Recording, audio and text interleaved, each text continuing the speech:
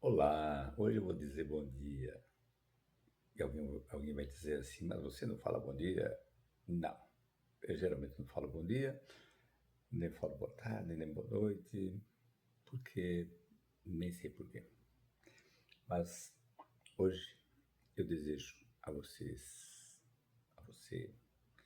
um bom dia. Esse vídeo que eu vou gravar hoje, que eu estou gravando, em verdade eu deveria ter gravado ontem. Eu fui intuito a gravar esse vídeo ontem, mas a gente sempre é intuído, mas a gente acaba se perdendo, porque a gente acaba fazendo com que a nossa rotina diária, com que as coisas que a gente trabalha ou fazem parte do nosso dia a dia, acabem interrompendo algumas pequenas, por que não dizer assim, explosões de lucidez que a gente tem.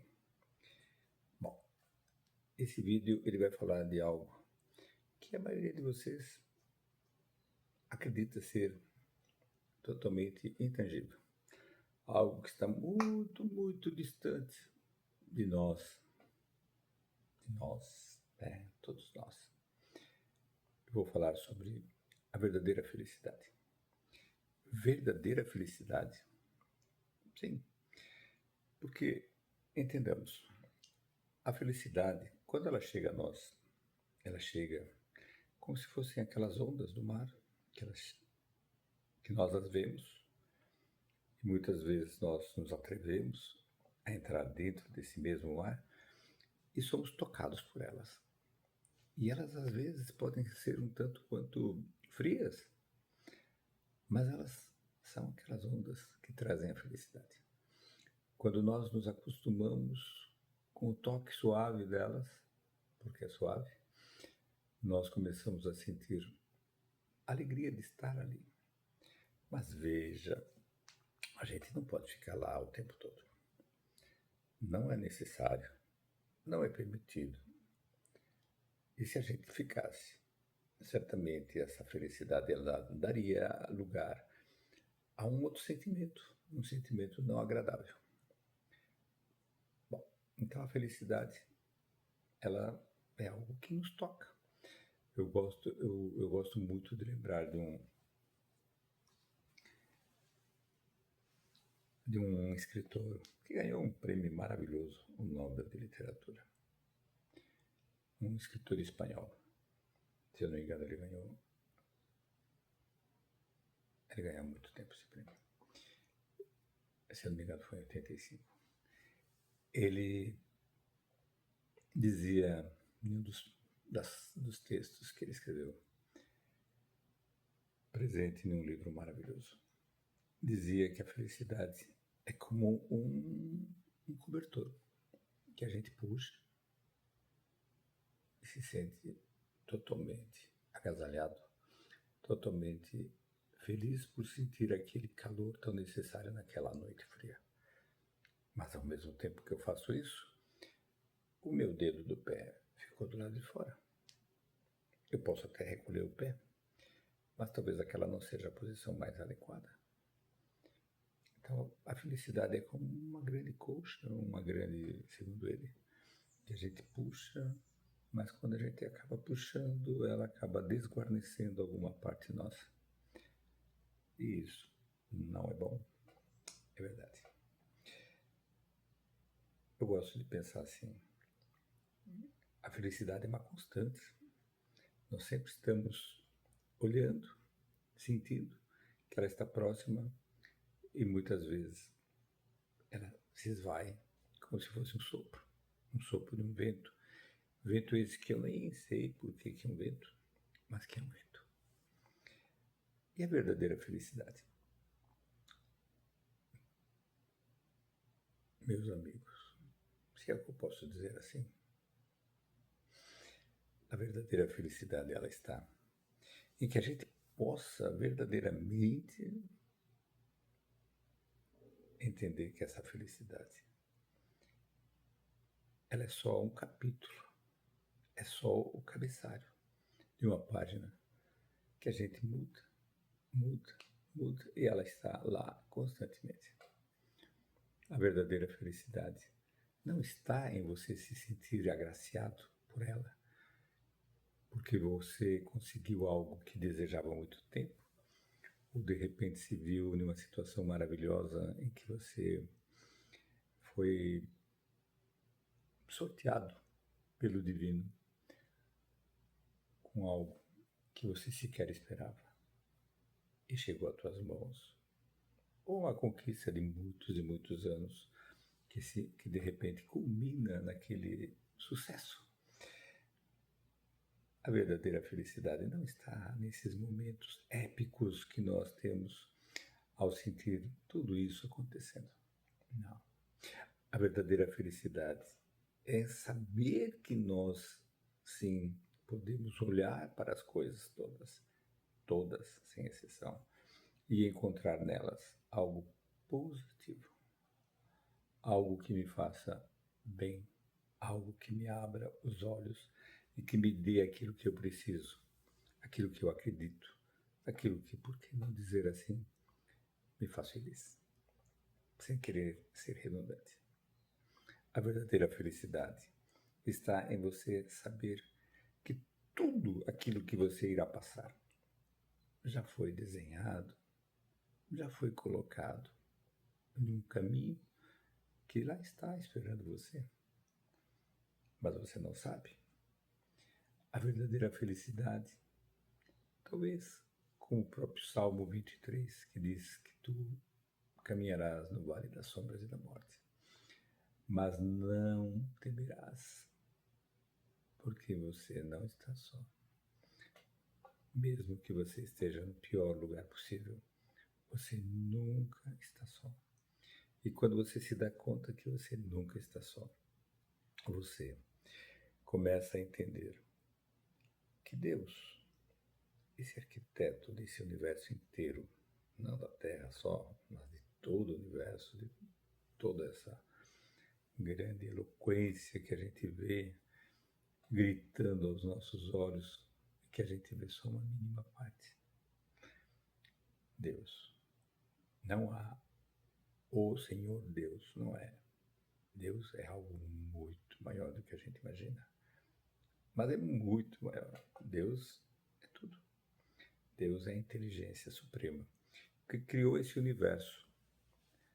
E a gente não sabe, nem precisa saber, porque não sabemos ainda numerar isso na nossa tão parca, no nosso tão parco, entendimento dos números. Mas quando a gente começa a entender que todos nós estamos condenados à felicidade, sim. E por que eu digo isso? Já lhes disse que eu sou um espiritualista. Nós estamos aqui em passagem. Nós chegamos, passamos por alguns maus bocados, ou para alguns bons bocados, mas em seguida somos convidados a voltar. E voltamos, mesmo que nós compulsoriamente tenhamos que voltar. Voltamos para o verdadeiro lugar onde nós sempre estivemos, que é o outro lado. E aí olhamos tudo aquilo que deixamos de fazer e aquilo que não fizemos do jeito que deveríamos ter feito. E aquilo dói no coração. E nós somos preparados para mais uma vez voltar, aqui ou em outro lugar, e voltamos. E assim se passam inúmeras idas e voltas, cada uma com um invólucro, um corpo diferente, e cada uma destas onde nós nos deparamos com situações totalmente singulares, como a pobreza, a riqueza, a sabedoria, a doença, a má formação, a idiotia, como chamavam antigamente, que não é idiotia, na verdade. Vamos dizer assim, é uma janela fechada ao sol que brilha lá fora. Tudo isso faz parte dos processos que nos foram dados a todos para que a gente possa alcançar algo que a gente vai nominar aqui como sendo a felicidade. Porque essa tal felicidade, da qual muitos de nós já começamos a sentir o seu odor maravilhoso. Essa tal felicidade, ela está lá como aquele pote de ouro do arco-íris, esperando que nós tenhamos a firmeza de segui-lo para chegar nele. E ao chegar nele, nós nos daremos conta que ele simplesmente nunca termina, mas ele está sempre lá. E aí nós vamos atrás, sabedores de que cada vez que eu me aproximo desse final, desse arco-íris, não vou encontrar esse pote de ouro, mas eu vou encontrar tudo aquilo que eu preciso, que eu quero, que eu desejo encontrar. Porque se tu perguntas para uma pessoa aqui na Terra, uma pessoa que tenha muitas posses, muito dinheiro, como a gente costuma dizer, mas que esteja numa situação de saúde péssima, o que nós vamos encontrar? Nós vamos encontrar nessa pessoa alguém que trocaria tudo. Como esse grande escritor que eu disse, trocaria tudo por mais algum tempo, para poder ter aquele vigor da juventude, para poder aproveitar a vida como ele nunca aproveitou. A gente sabe disso, a gente vê casos assim o tempo inteiro, alastreando-se em todos os cantos, em todos os lugares. Mas a gente esquece, que todos nós temos o poder de escolher, o poder de dizer, não, eu não quero isso. O poder de deixar que aquilo que aparentemente é tão maravilhoso, que chega enchendo os nossos olhos e os nossos bolsos, mas que não é lícito, que depois poderá trazer um sabor amargo, principalmente quando tu já não tiveres isto, já não estiveres aqui, quando estiveres do outro lado. Deixar isto, ou não se envolver com isso, não fazer parte desse engodo tão engodado, tão horrível, que nos é oferecido o tempo todo, principalmente por aqueles que não pensam como muitos de nós pensamos. Naquela máxima maravilhosa do mestre, fazer pelo próximo aquilo que tu queres que façam por ti. Se a gente for olhar, a gente vai ver que poucos fazem, poucos. E esses que fazem, eles digo, eles já estão muito bem vistos, muito bem colocados, muito. Portanto, a verdadeira felicidade está em que nós possamos olhar para tudo aquilo que nós temos hoje. Os problemas, que nós chamamos de problemas, e que a grande maioria deles foi criada por nós mesmos, pelas nossas incúrias, pelas nossas invigilâncias, pela nossa vontade de querer cada vez mais e mais e mais. Que a gente possa olhar para tudo isso e entender que tudo isso que a gente olha tanto é algo que de alguma forma, por que não dizer assim, que de alguma forma é muito pequeno, perto daquilo que eu posso alcançar. Se eu abrir o meu entendimento e saber que tudo acontece por uma designação muito maior do que aquilo que a gente possa vir a imaginar. Que nós estamos aqui condenados a essa dita felicidade. Condenados no sentido de que sim, podemos e devemos seguir adiante com uma certa resignação de entender que aquilo que chega muitas vezes não é aquilo que eu adoraria dentro da minha mente tão reptiliana, dessa mente que eu tenho aqui e que acredita que eu devo cada vez trazer mais e mais para mim. Não, que eu possa entender isso de uma forma em que eu esteja aqui trabalhando de alguma maneira para fazer da minha existência algo que seja suave, como uma pluma, que seja leve como esta, mas que seja também tão consistente como o metal mais rígido que possa existir no universo. Porque assim nós somos. Nós, dentro da nossa imortalidade. Hoje estamos aqui, olhando, gostando ou não daquilo que vemos. Amanhã estaremos novamente em outra situação, olhando e gostando ou não daquilo que vemos. Mas entre uma coisa e outra, estamos em casa, sendo convidados a ver as coisas que não fizemos. Tudo isso com o intuito de que nós nos aprimoremos, que nós criemos em nós uma leveza que nós hoje não temos, para poder não flutuar no espaço, mas sim para que nós possamos ser levados pela vontade maravilhosa do Pai, que aqui nessa terra é abençoada e feita pelo Mestre, para que cheguemos aonde devemos chegar. Mas os convites nesse nosso caminhar para ir a este lado, ao lado do trabalho, ao lado daqueles que podem, devem, e por que não, se quiserem, fazer algo bom por quem quer que seja. É um convite totalmente repetitivo, mas que sempre está aqui nos chamando ao bom trabalho. Alguns aceitam. E destes, muitos desistem quando veem que a recompensa não é aquilo que se espera nós, na nossa mente tão primitivista. Acredita que a recompensa sempre é através de uma benesse. Eu faço e tu me dás. Deus não faz barganha com ninguém. Isso não existe.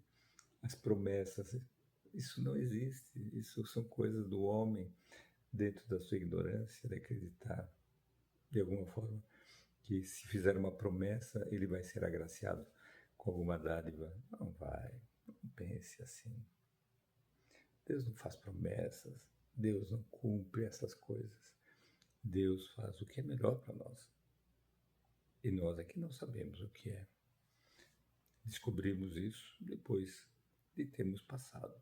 Mas alguns conseguem descobrir isso antes de sair do corpo que estão habitando aqui na Terra. E ao descobrirem isso, eles encontram a dita felicidade. Por quê? Porque essa dita felicidade, como já disse, ela é algo muito, muito maior do que a gente. E ela, na verdade, poderíamos até dizer um fim, mas é um fim inalcançável. Mas só de você se propor a fazer o caminho para chegar nela, nessas condições de entendê-la como algo que, por mais intangível que ela seja, ela está ao seu alcance. Quando você olha para as coisas que você tem, para as coisas que te cercam, para aquelas coisas que você escolheu, e você vê sentido em tudo isso, porque você sabe que são pedras que você colocou na sua frente, não para que elas impeçam o teu caminhar, mas sim para que elas permitam que você coloque os seus pés com muita firmeza. A felicidade. A felicidade de saber que eu não fiz mal a ninguém, que eu não devo nada a ninguém. E se eu devo, de saber que de alguma forma eu tenho o entendimento para poder tentar me redimir com ele. Afinal de contas, se eu te fiz mal e eu te peço perdão com todo o meu coração, eu não posso obrigar você a me perdoar. Não. Mas eu posso mostrar o quanto eu me arrependi daquilo que fiz. Se você vai me perdoar ou não, não sei. Mas eu devo ser o exemplo de perdoar a quem quer que seja que me fez mal, em qualquer lugar, em qualquer momento dessa minha existência, que começou um dia e nunca vai terminar. Quando eu fizer isso, certamente, quando eu entender e fizer isso, certamente eu vou me sentir muito mais leve. Porque Deus, Pai, já nos perdoou de tudo isso. Jesus Cristo também, ele sabe da nossa condição tão pequena e já nos perdoou e sabemos nós, sim. Eu quando digo sabemos nós, porque as próprias religiões, todas elas grafadas dentro dos evangelhos, especialmente do Novo Testamento, elas direcionam as pessoas a acreditarem no mais alto, não como algo a ser temido, como foi feito no passado, diante de tanta ignorância do ser humano, mas sim algo a ser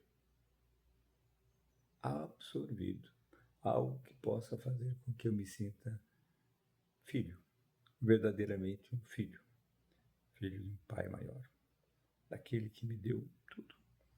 E desse tudo hoje eu sou aquilo que eu sou, um ser em construção, tentando melhorar quem eu sou o tempo inteiro.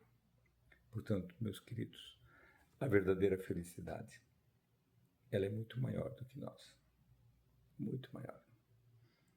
Mas ela é nossa. Nossa. Ela é minha. A minha felicidade é minha. Não é sua. É minha. Eu quero que você entenda isso, para que você possa também se sentir como eu sinto, feliz. E alguém poderá me dizer assim, como eu posso ser feliz se alguém tão próximo a mim morreu? Ou alguém perdeu tudo? E eu te diria assim, e se tu entenderes que essa pessoa que morreu, em verdade não morreu, ela simplesmente trocou o seu domicílio aqui na Terra por outro, aqui mesmo nessa Terra, onde ela voltou para a sua verdadeira casa, que é a nossa casa, para descansar dessa vida aqui de provas e expiações que temos. E quando você me diz aquele outro que perdeu tudo, eu te diria, o que ele fez para perder tudo? Pense bem. Talvez muitas coisas ele não tenha feito agora, mas ele fez. Porque nós fazemos e nós sempre somos chamados a pagar as nossas dívidas. Todas elas.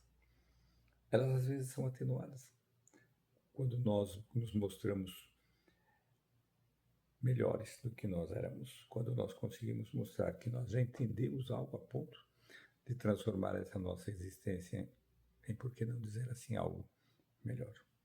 Algo que faça com que eu possa melhorar quem eu sou. É assim que funciona. É assim. Sempre foi. Nós que não conseguimos entender. Talvez porque o maior erro do homem não é só a ignorância na qual ele vive, é cultivá-la, indefinidamente cultivá-la. O simples fato de não se questionar, de não dizer nunca por quê e tentar encontrar a resposta dentro de alguma lógica que seja, como a própria palavra diz, lógica. Ele não faz isso. Ele não acredita que isso vá ser a solução de muitos problemas no qual ele se envolveu. Um exemplo.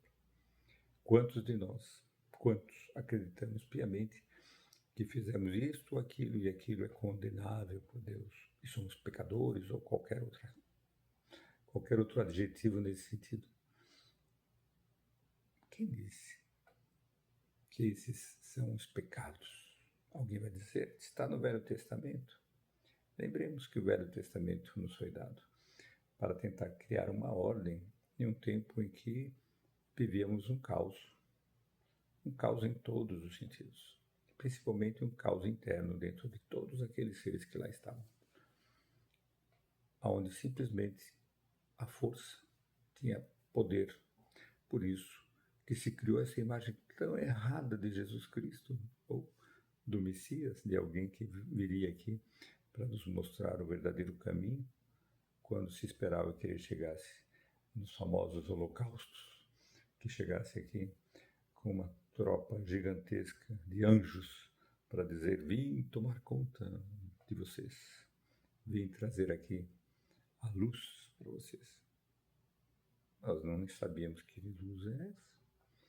Nós não iríamos Em um primeiro momento, nós iríamos temer esse poder, porque pensaríamos de maneira tão errada que todo esse poder poderia nos punir pelas nossas faltas.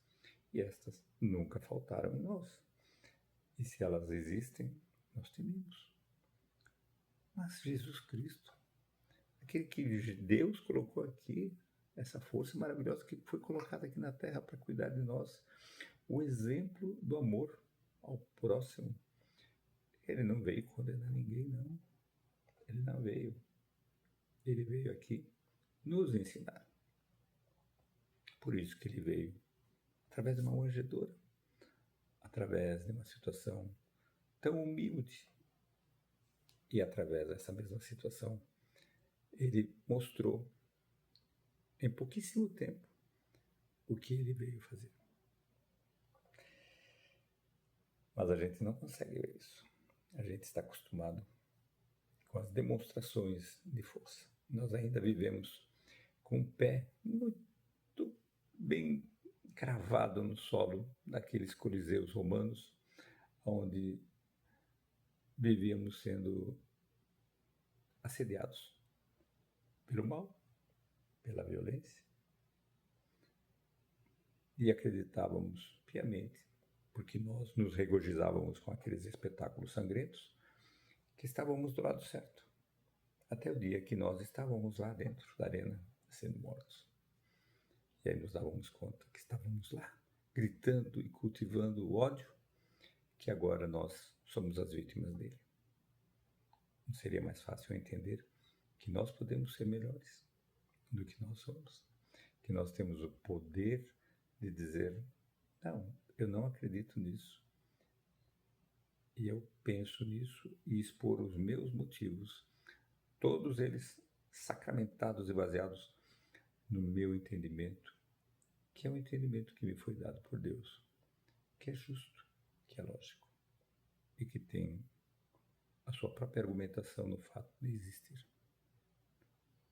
Um dia, quem sabe, um dia nós possamos chegar, muitos de nós possamos chegar a isso, a esse tal entendimento que nos abre as portas tão necessárias para poder encontrar essa paz, que, diga-se de passagem, faz parte dessa felicidade. Que você possa encontrar paz na tua vida, mesmo que você diga e saiba que você tem muitos problemas. Separe aqueles que você pode resolver. Separe todos os seus problemas, aqueles que são seus, porque aqueles que não são, não são. Você só irá adoecer, só irá se sentir mal tentando arrumar alguma coisa que você não fez e da qual você não tem a menor condição, porque não te foi autorizado resolver. Porque aquele que criou não permite que você resolva. Talvez ele permita que você sofra junto com ele, ou até sofra mais do que ele, quando a gente tem isso acontecendo com os filhos, por exemplo, ou com alguém que a gente ama muito. Mas será que isso é justo? Será que é isso que Deus quer de nós? Não. Deus quer que nós, todos nós, possamos melhorar quem somos. E essa melhora começa aqui, nesse corpo que nós temos, porque é esse mesmo corpo que me dá a possibilidade de sentir tudo aquilo que eu, como um espírito, não vou sentir, como fome, como sede, como frio, como dor, dores físicas, dilacerações, tudo isso. Eu não sinto isso como espírito, mas como alguém dentro de um corpo. Eu sinto. Por isso que nós estamos aqui, para aprender a entender o que o outro sente e fazer desse entendimento algo que me construa como melhor, como alguém melhor do que eu fui. Para que eu, ao invés de ser o algoz daquele outro, como já fui tantas vezes a vítima, que eu possa parar de ser. E possa entender que a única maneira de eu conseguir encontrar a paz dentro de mim é fazer do meu entendimento algo muito maior. Por que não dizer assim, algo que possa até contaminar quem quer que seja, mas algo que me dê a segurança e a paz de saber que eu fazendo aquilo que eu devo fazer, eu serei, sim, alguém melhor. E assim é. Que Deus proteja você. E que você sempre lembre que você não está só. E que tudo na tua vida depende da maneira como você olha as coisas. Sempre. Graças a Deus.